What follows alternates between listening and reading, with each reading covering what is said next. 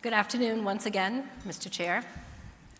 Thank you for those opening remarks and reminding us just how tremendously the world has changed and evolved since you were last here in 2019.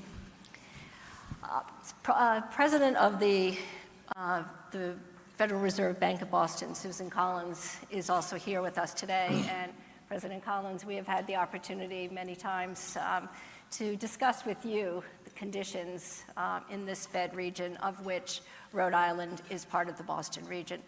So, Mr. Chairman, I would ask you to think about your comments reflecting on the importance, what you have said, the importance of deeply understanding local labor markets.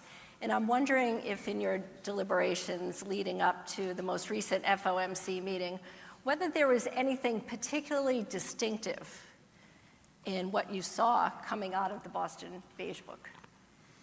So let me say a word about the Beige Book. So there are 12 reserve banks, as you know, around the country, and each of them has deep ties into not just the business community, but medical community, educational community, nonprofits.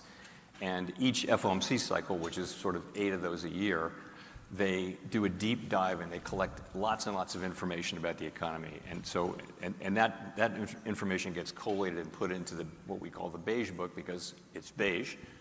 And we're not that original.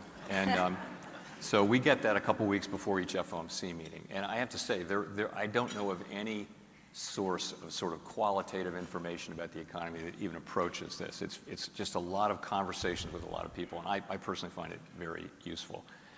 Sometimes you look at that book and you see significant regional differences, and this is not one of those times. So, for example, the Boston Fed piece in the last Beige Book talked about lots of spending on AI. Well, guess what? That was pretty common across 8 or 9 of the districts. So I would say nothing really jumped out from the Boston piece.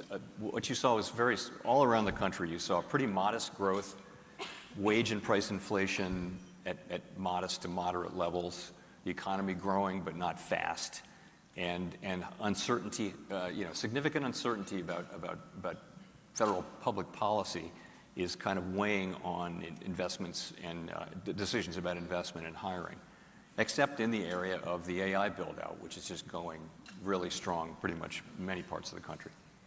So nothing distinctive from the Boston region that would inform your future decision-making looking at the setting of monetary policy?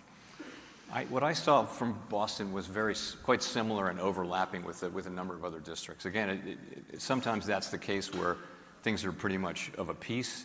Sometimes different regions, particularly if there's a commodity price thing, you would see maybe things in the commodity-oriented regions doing differently from other regions of the country. Right now, it's much more the same around the country, I would say. So let's talk about, and Bill